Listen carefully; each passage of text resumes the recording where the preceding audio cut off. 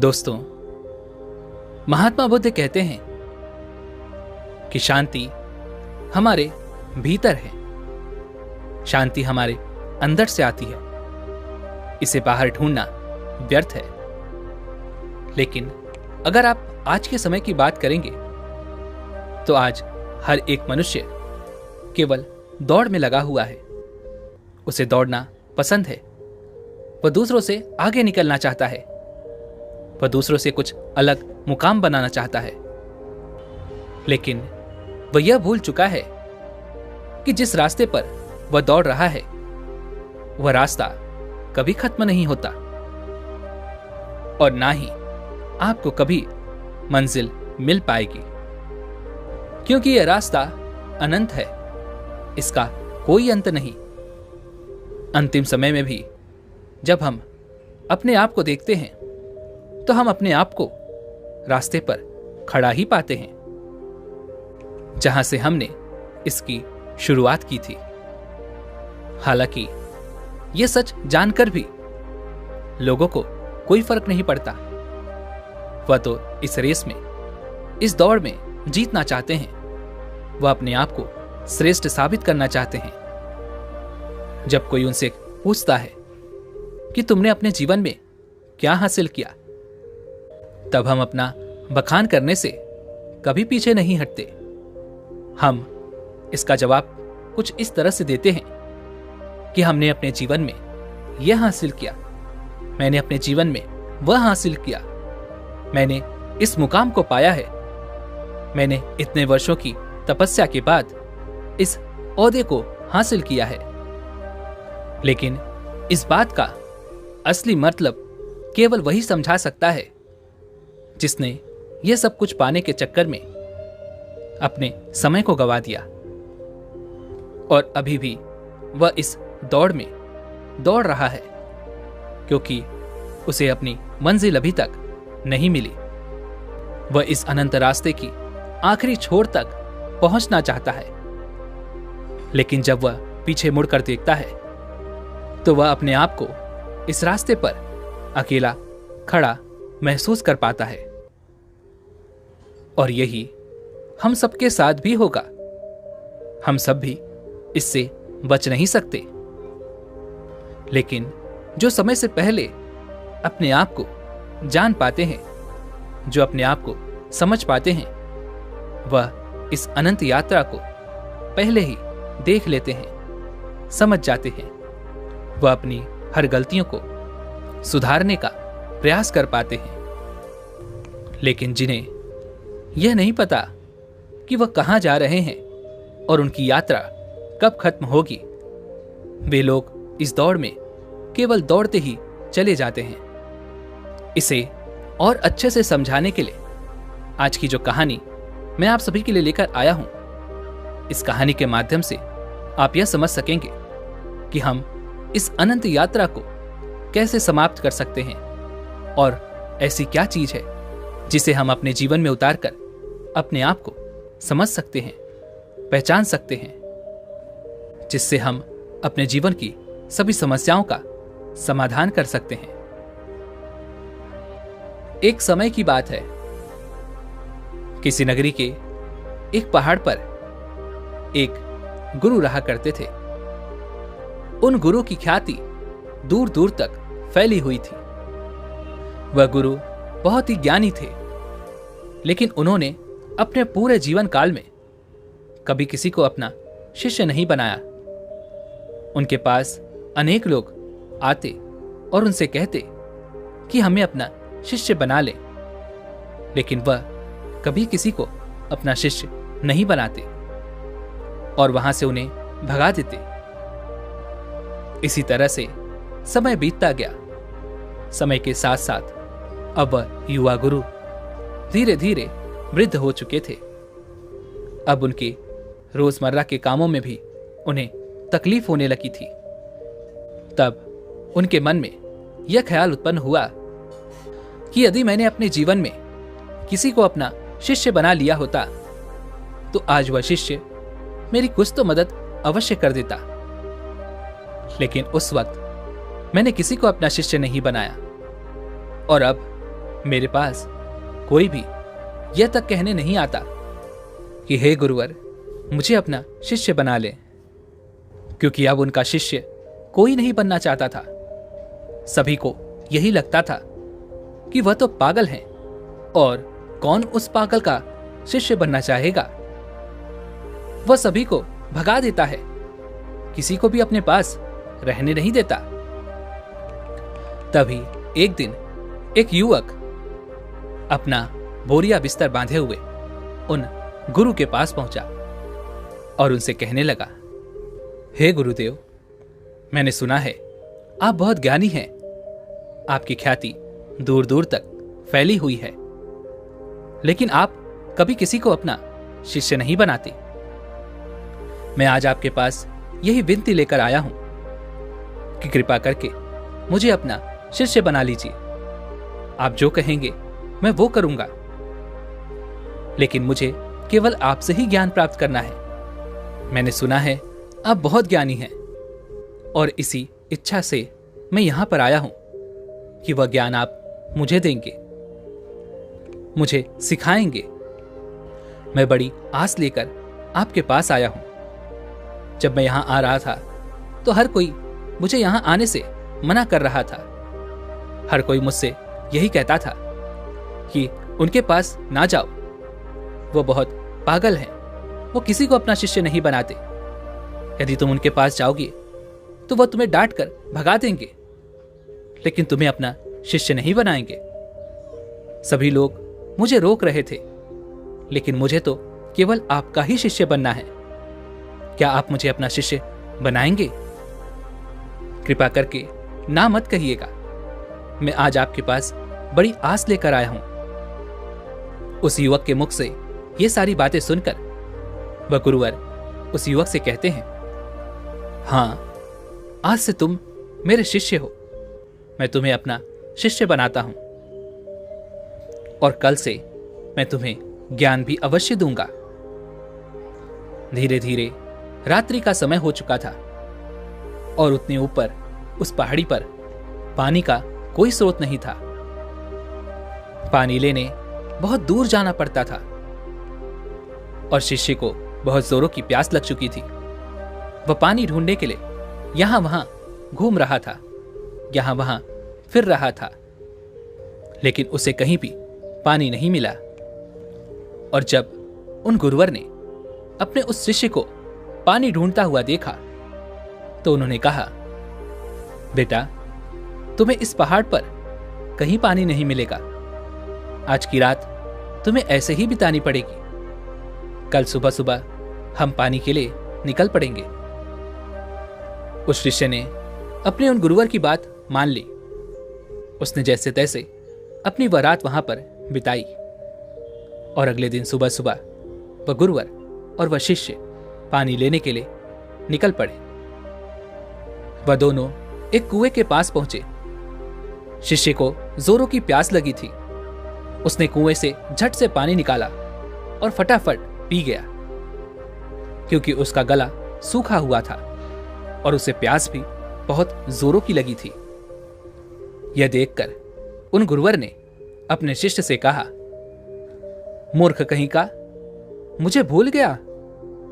तेरे साथ मैं भी तो प्यासा हूं। क्या मुझे पानी की कोई आवश्यकता नहीं? इस पर वह शिष्य अपने गुरु से माफी मांगता है और कहता है, हे गुरुदेव, मुझे क्षमा कीजिए। मुझे बहुत जोरों की प्यास लगी थी, जिस कारण मुझे आपका ध्यान नहीं आया, और मैंने पानी निकालकर खुद ही पहले पी लिया। लेकिन रुक जाइए, मैं अभी आपके लिए पानी लेकर आता हूं। इतना कहकर उस शिष्य ने एक बार फिर से कुएं से पानी निकाला और उन गुरुवर को पिलाया। उसके बाद वह शिष्य अपने गुरु से कहता है, हे गुरुवर, आपने कहा था कि आप मुझे कल से ज्ञान देंगे, आप मुझे कल से सिखाएंगे। तभी वह गुरुवर कहते हैं, हां, मैंने कहा था और मुझे याद है। तभी वह गुरुवर अपने उस शिष्य को कहते हैं कि एक बार फिर से इस कुएं से पानी निकालो। शिष्य ने गुरु की आज्ञा मानी और उसने एक बार कुएं से फिर पानी निकाला। यह देख वह गुरुवर अपने उस शिष्य से कहते हैं, बंते, अब तो मुझे यह बताओ कि यह पानी और वह पानी जो तुमने पिया था, इन दोनों में क्या फर्क है? इन दोनों में क्या अंतर है? शिष्य ने अपने गुरुवर की बात बड़ी ध्यानपूर्वक सुनी और उसके बाद अपने हाथ में लिया हुआ वह पानी वह उसे घूर घूर कर देखने लगा, लेकिन उसे कुछ समझ नहीं आ रहा था। उसने कहा, हे गुरुवर, यह पानी और वह पानी, इन दोनों में क्या फर्क है? इसे बताने के लिए तो मुझे वह दोनों पानी एक साथ रखना होगा, लेकिन मैं तो वह पानी पी चुका हूं। अब मैं भला आपको इन दोनों के बीच का अंतर कैसे बता सकता हूं? कहीं आप मुझे मूर्ख तो नहीं बना रहे? क्योंकि पानी तो एक जैसा ही होता है। फिर भला पानी में कैसा भेद? शिष्य की यह बात सुनकर वह गुरुवर अपने शिष्य को बड़ी ही ध्यानपूर्वक देखते हैं और फिर कहते हैं, बंते, जब मनुष्य के भीतर किसी चीज की प्यास उत्पन्न होती है और वह अत्यंत गहरी होती है, तब मनुष्य उस प्यास को बुझाने के लिए, उसका निवारण करने के लिए अपनी पूरी ऊर्जा, अपनी पूरी ताकत लगा देता है और तब उसे केवल अपनी प्यास बुझाने का वह स्रोत नजर आता है, वह वस्तु नजर आती है। इसके अलावा उसके आसपास और भी बहुत कुछ होता है, लेकिन उस पर उसका ध्यान नहीं जाता। जिस प्रकार तुम्हारा गला सूखा हुआ था और तुम्हें जोरों की प्यास लगी थी, तुमने कुएं से पानी निकाला और झट से पी गए। तुम्हें एक पल के लिए यह ख्याल नहीं आया कि साथ ही में तुम्हारे गुरु भी खड़े हैं और उन्हें भी जोरों की प्यास लगी हुई है। जिस प्रकार अभी तुम्हारे हाथ में यह पानी है और तुम्हारे चारों ओर भी बहुत कुछ है, पानी भले ही वैसा ही है, इसका रंग, इसका स्वाद बिल्कुल वैसा ही है, लेकिन यह वह पानी नहीं है जिसके लिए तुम्हारे प्राण सूखे जा रहे थे। इसी कारणवश देखो, तुमने अभी भी यह पानी अपने हाथ में ही लिया हुआ है। यदि तुम्हें जोरों की प्यास लगी होती तो तुम इस पानी को भी पी गए होते बिना किसी इंतजार के। लेकिन अब यह हो सकता है कि तुम इस पानी को फेंक दो या इसे कुएं में वापस डाल दो। इस कुएं में जितना भी पानी है सब एक ही है, सबका रंग, सबका रूप, सबका स्वाद एक ही जैसा है, लेकिन यह तो हमारी मन की स्थिति के कारण हमें यह अलग अलग नजर आता है। अर्थात सब कुछ तुम्हारे भीतर परिवर्तन होता है, बाहर कुछ नहीं। अपने गुरु की यह बात सुनकर शिष्य बहुत खुश हुआ, उसे बड़ी प्रसन्नता हुई। आश्रम से निकलते वक्त वह अपने साथ एक पोटली लेकर निकला था। उस पोटली में उसने लेखनी रखी थी। उसने तुरंत ही वह लेखनी निकाली और गुरु के कहे शब्दों को लिखना शुरू कर दिया। यह देखकर वह गुरुवर अपने उस शिष्य से कहते हैं, भंते, यह तुम क्या कर रहे हो?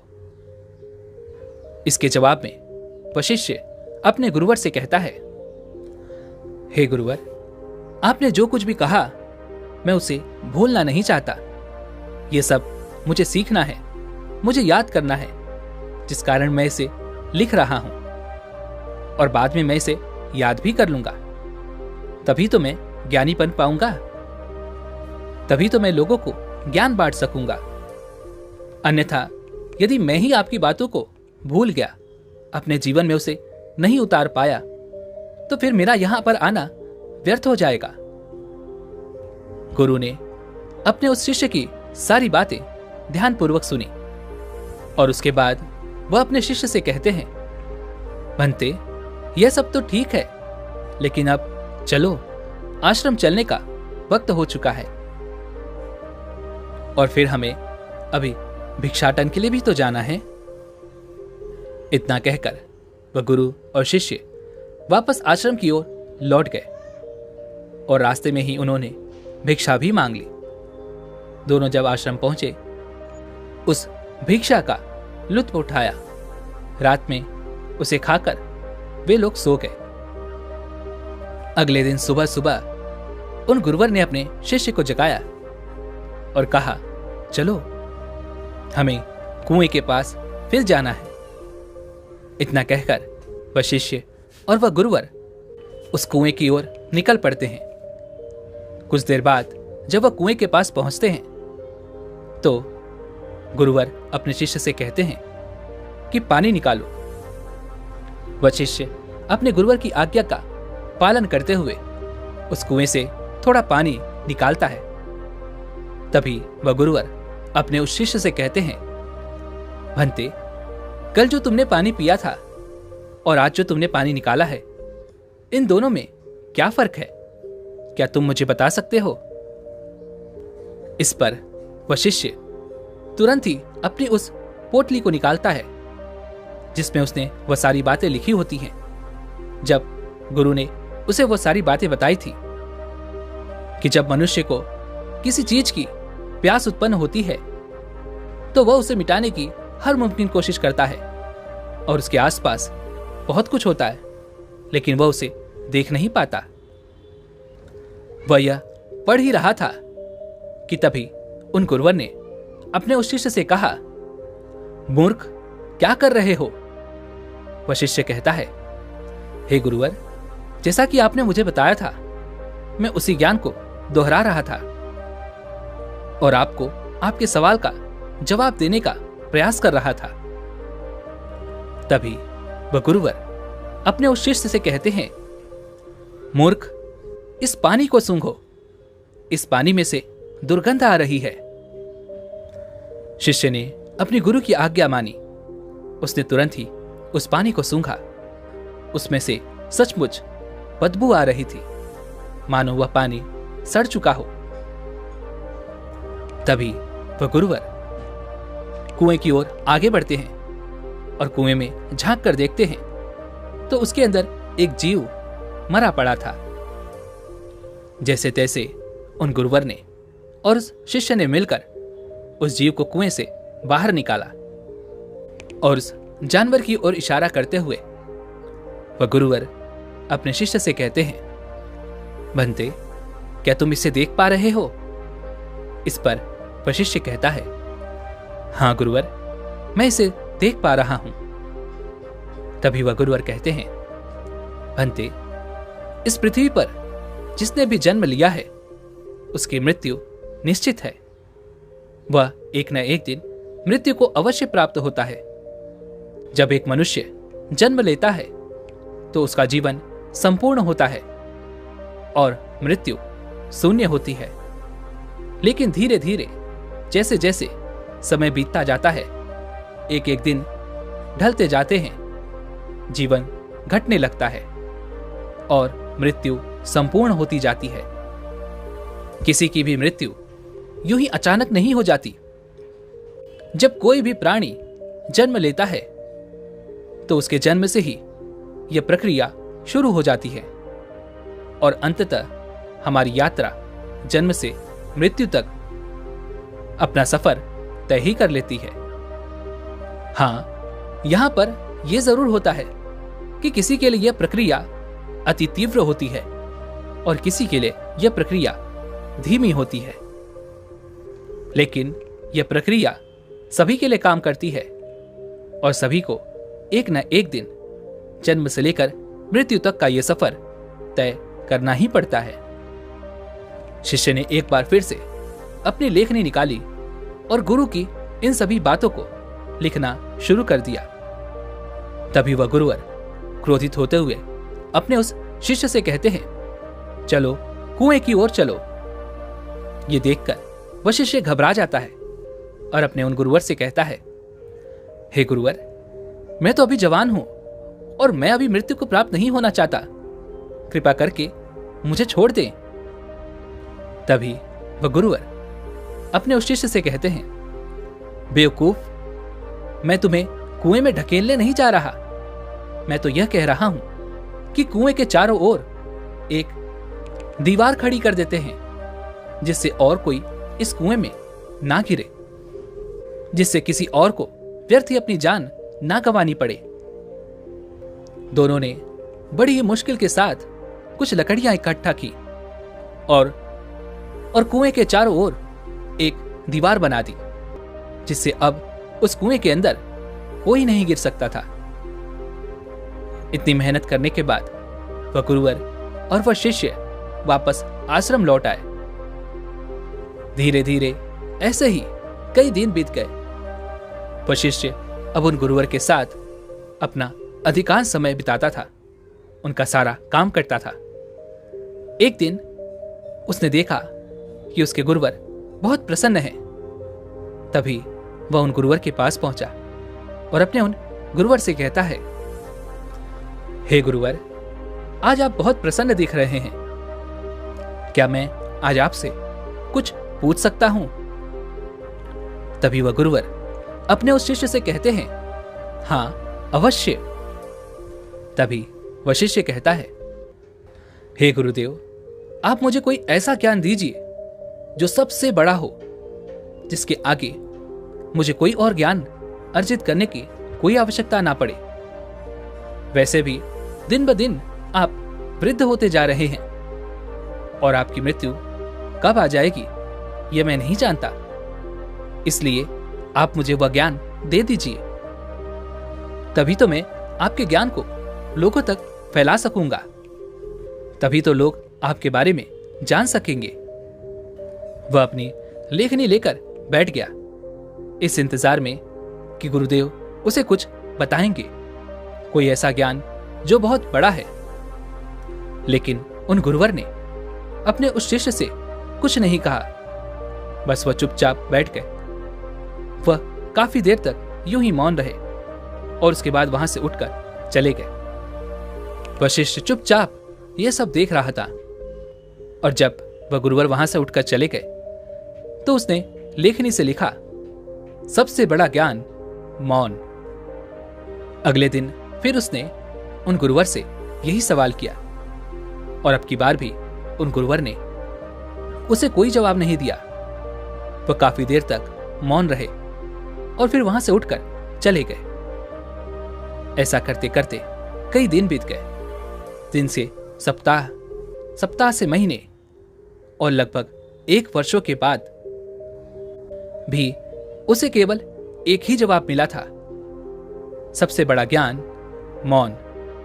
इसके अलावा उसने लेखनी से और कुछ नहीं लिखा था, क्योंकि वह गुरुवर जब भी इस सवाल को सुनते तो वह मौन हो जाते और अपने उस शिष्य से कुछ ना कहते, जिस कारण वह शिष्य भी हर रोज अपनी लेखनी से केवल एक ही बात लिखता था, सबसे बड़ा ज्ञान मौन। लेकिन अब उसके सब्र का बांध टूटा जा रहा था। एक दिन रात को उसे नींद नहीं आ रही थी। वह यहां वहां करवटें बदल रहा था। चांदनी रात थी।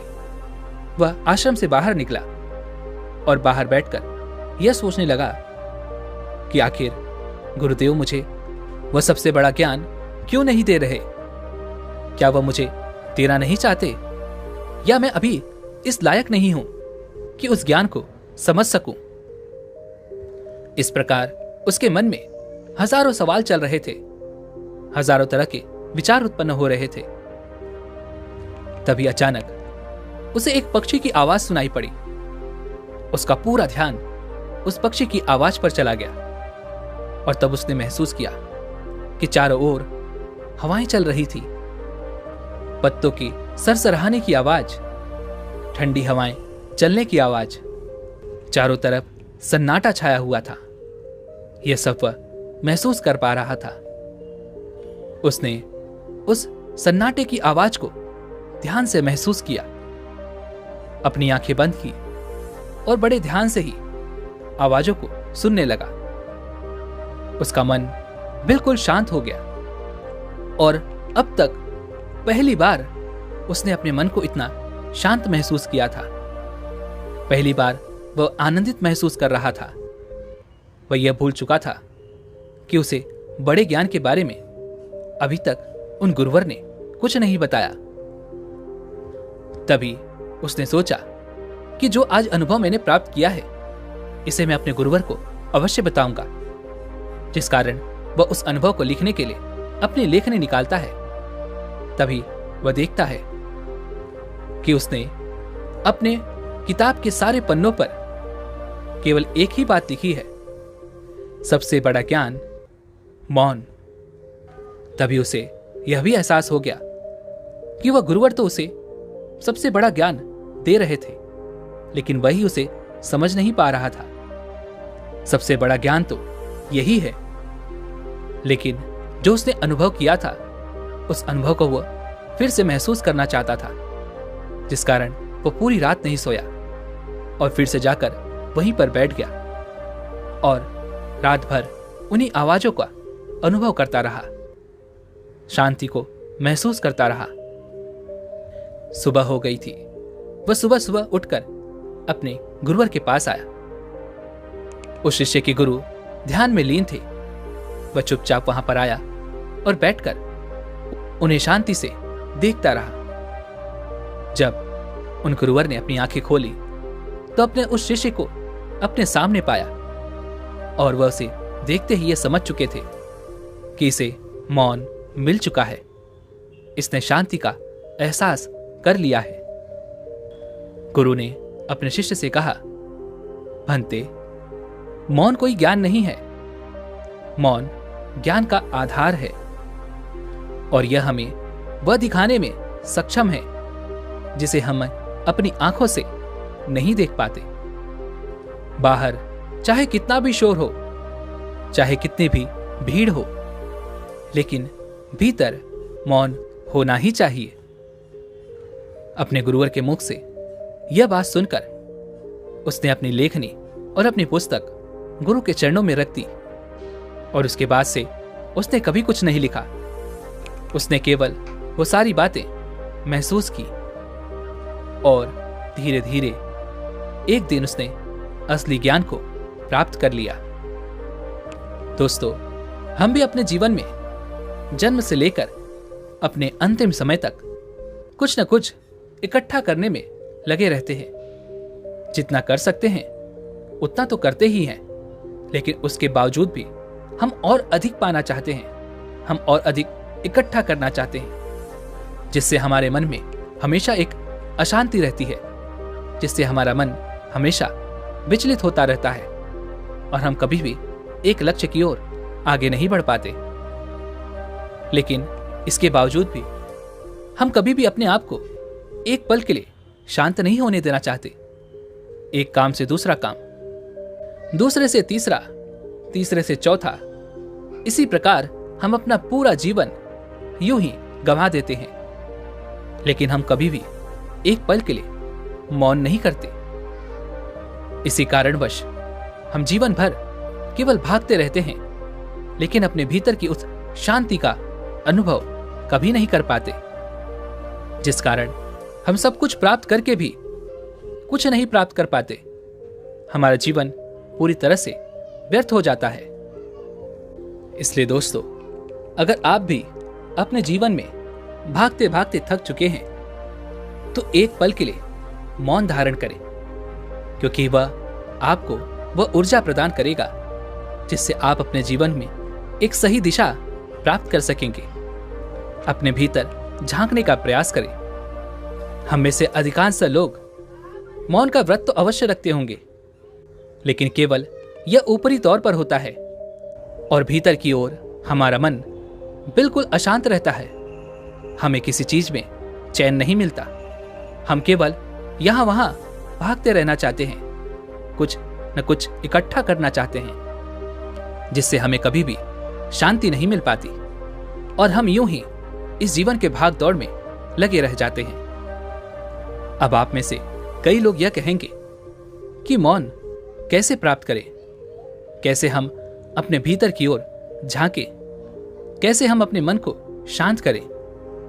तो इसका एक बहुत ही सीधा और सरल उपाय है ध्यान। अपने विचारों को, अपने आप को ध्यान से देखें। आप दिन भर क्या कर रहे हैं, आप कहां पर कितना समय दे रहे हैं। जब आप किसी चीज को होते हुए देख रहे हैं तो आपके मन में किस प्रकार के विचार उत्पन्न हो रहे हैं। तब आप यह भी समझ पाएंगे कि आप कितनी व्यर्थ की बातें सोचते हैं जिनका वर्तमान से कोई संबंध नहीं है।